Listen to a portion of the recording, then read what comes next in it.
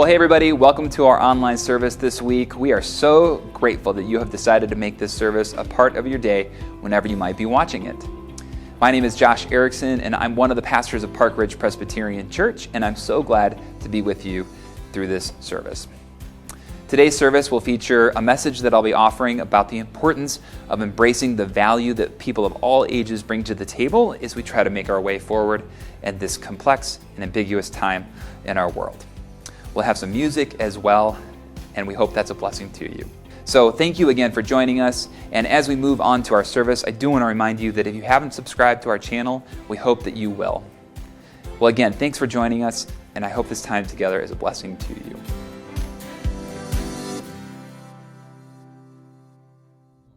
Two, three, four.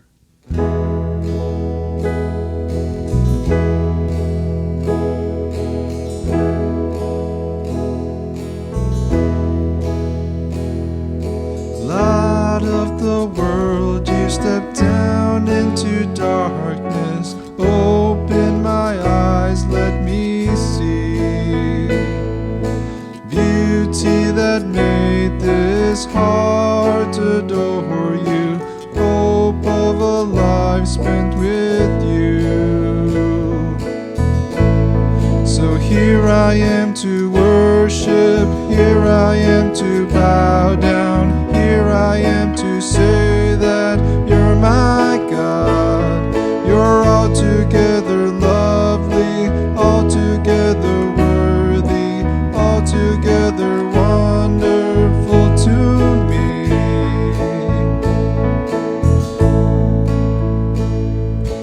King of all kings, oh so highly exalted, glorious in heaven above. Humbly you came to the earth you created, all for love's sake became poor. So here I am to worship, here I am to bow down, here I am to say that you're my God.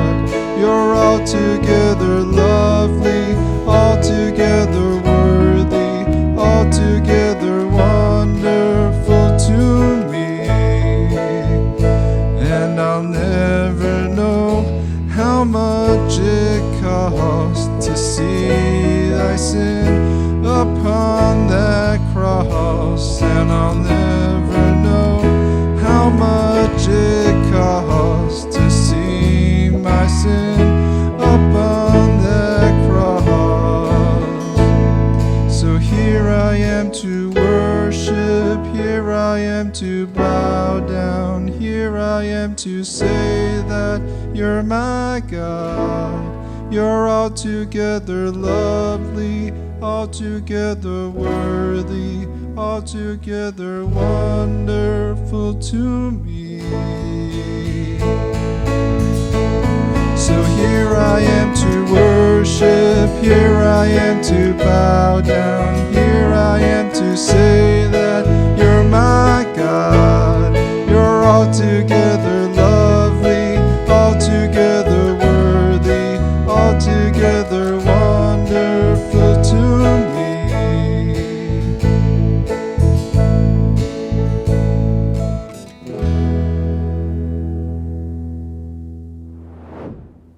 So I have a confession to make. I can be ageist, which means that I struggle with ageism in my life. Now, you may not know exactly what that means, but ageism means that you don't value people because they're older than you, or sometimes you dismiss people because they're younger than you. And this is a struggle that I have.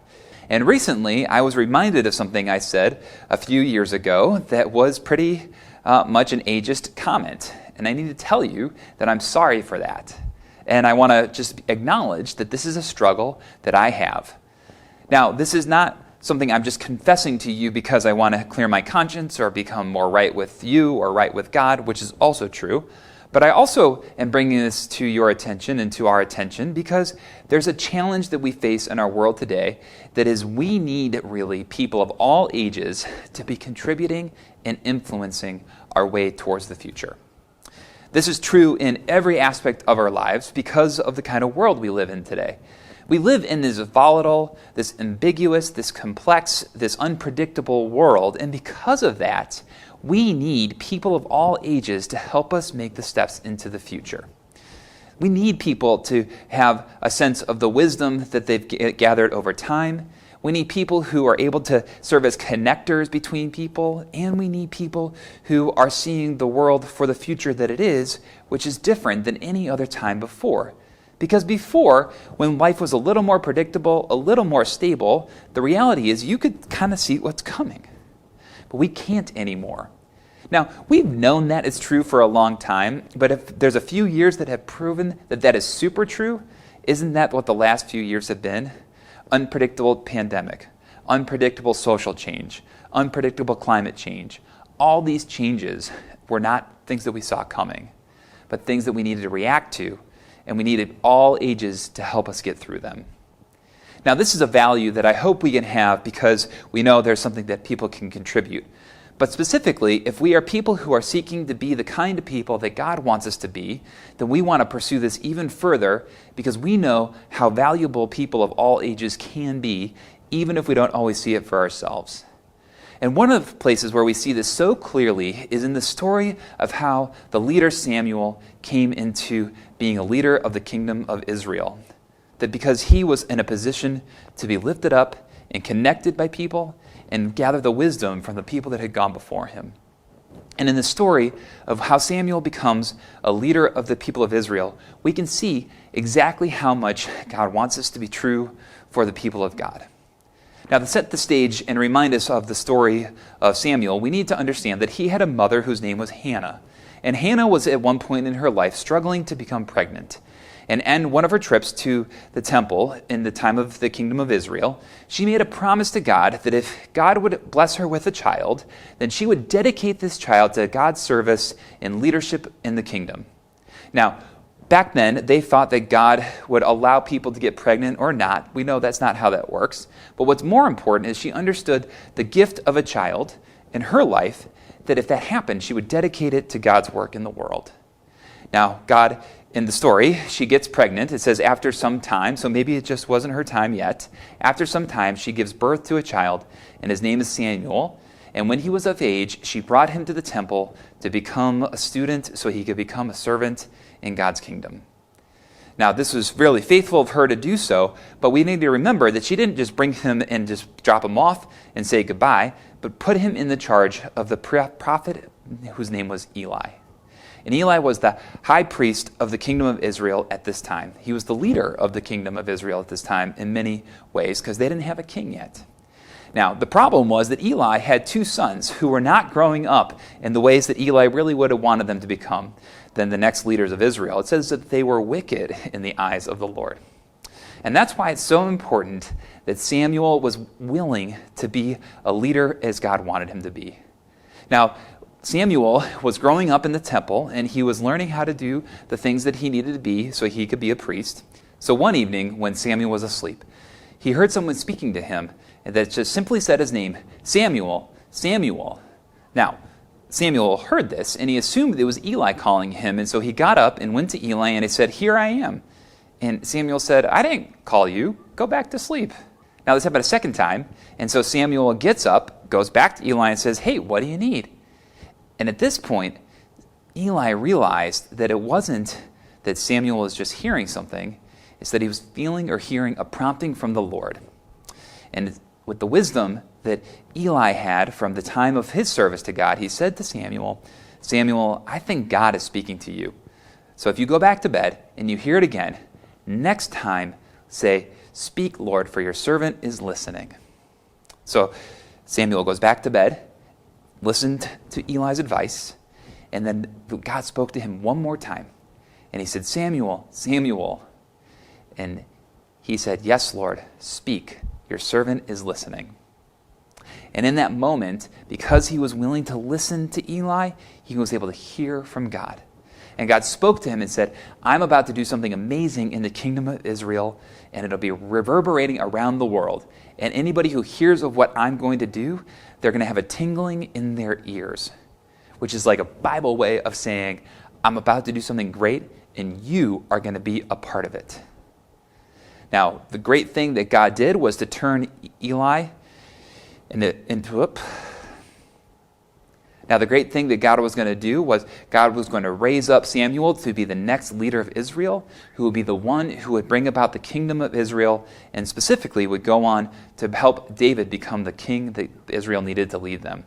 Not perfect, but a next step in the journey for all of them. But we have to remember that there wasn't going to be a Samuel, and Samuel wasn't going to listen to God if he hadn't had Eli speaking to him with the wisdom that he had. And there wasn't going to be a Samuel if his mother hadn't connected them. And what I love about this story is not only do we see about the ways that God has been at work through these people, but we see how important it was that every single person contributed to that moment in a way that they learned from each other. So think about that, right? Samuel had the wisdom of the ages that he had lived through. He had wisdom that you could only gather from experience. And he was willing to share that with Samuel. His mother Hannah was only able to help because she was willing to serve as the connector between the two. She felt called by God to do so, but she responded faithfully. And because of that, she connected Eli with Samuel. And then in this particular case, Samuel was a good listener, and he was willing to learn from people of all ages. He learned from his mother, and then he learned from Eli about how to be faithful.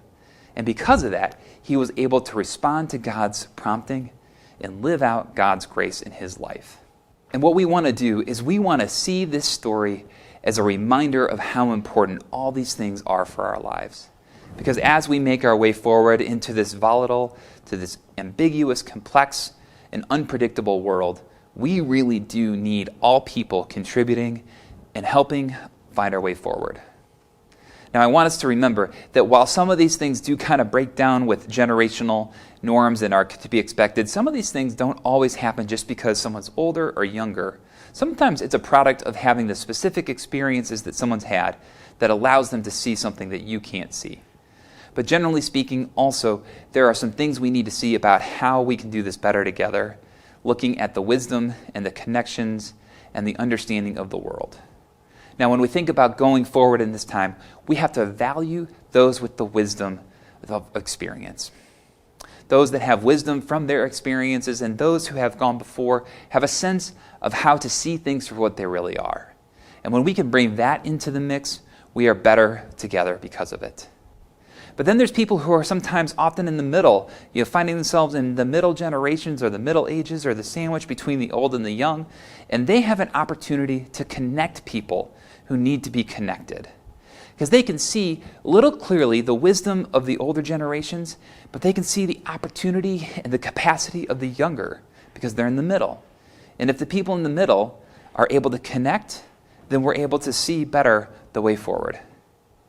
And then also, when it comes to the younger generations, one of the challenges that is new for us when we think about the younger generations and the challenges and the opportunities is the younger people today are more equipped for the future than many have ever been in the past. Because the future is being brought so fast, and the future is being brought on by technology and a rate of change that can only be understood by people who are growing up in it, by people who are fluid and dynamic in this world. But the reality is, just because somebody's younger and can see the opportunities doesn't mean that they always understand what to pick or how to apply the wisdom that they're gaining. And that's where people who are connecting and people with experience can bring so much value to our journey going forward. Now, I hope that this is a reminder of these things for you, and maybe you don't make the same kind of mistakes that I do. Maybe you do, and maybe this story will serve as a reminder to you about how to engage better with people of all ages.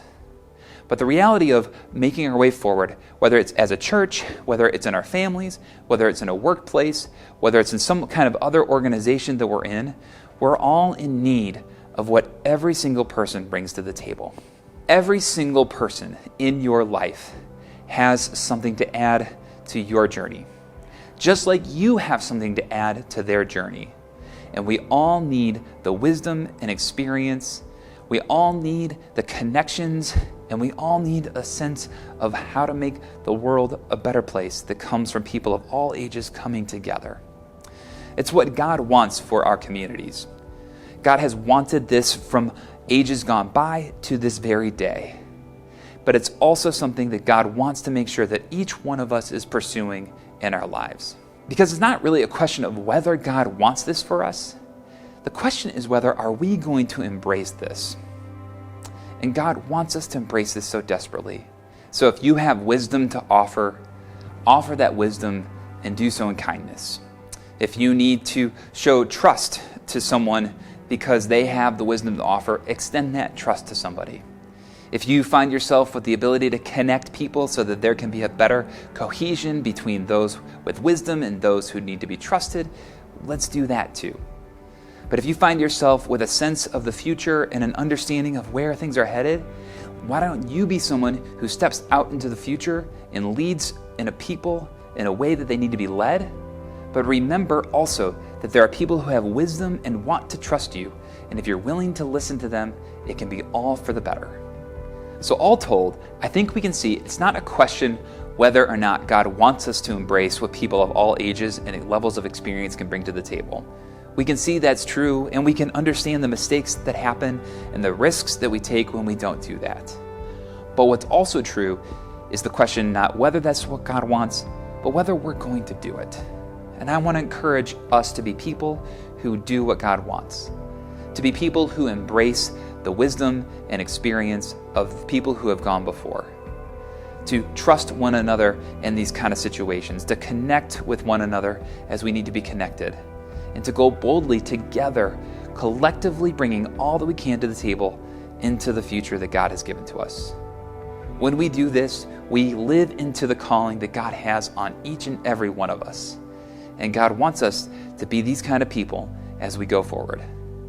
People who value the contributions for people of all ages. 1, 2, 3, 4.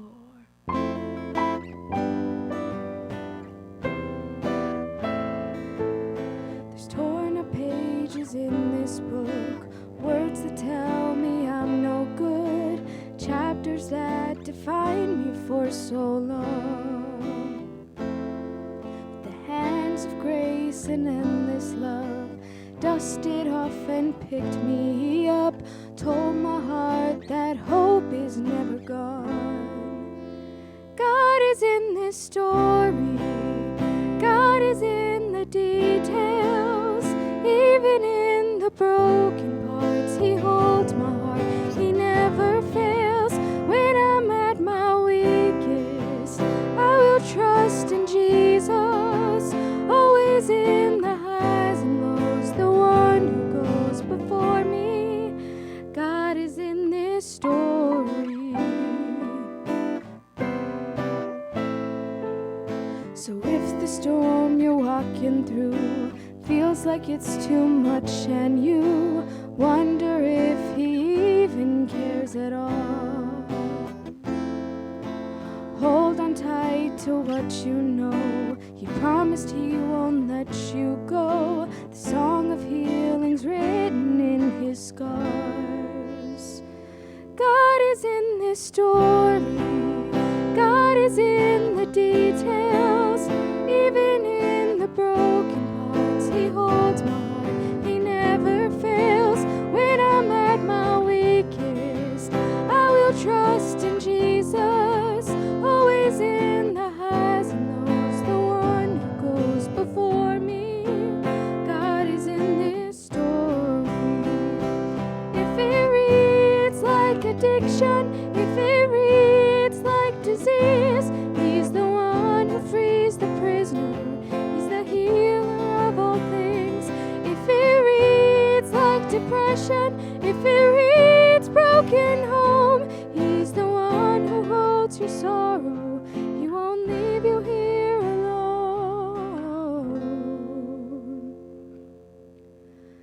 God is in this story, God is in the details, even in the broken parts. He holds my heart, He never fails.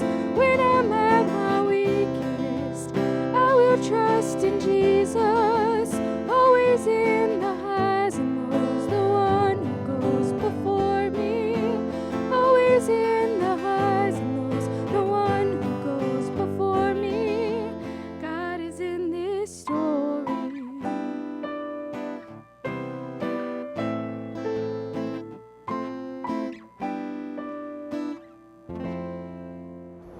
Well, hey everybody, thanks again for joining us for our online service. We do hope that this time has been a blessing to you. We hope that you might consider sharing this service with someone that you might know in your life that could be blessed by this time that we've had together, just like you've been, and we hope you'll share it with them. We also hope that you'll know that if there's anything we can do to help you in your life, we want to help you. So please be in touch if there's anything we can do to help you. Well, we hope you'll join us again next week for our online service. You can join us right here on this YouTube channel for our next online service. And until that time, please know we're here for you and praying for you.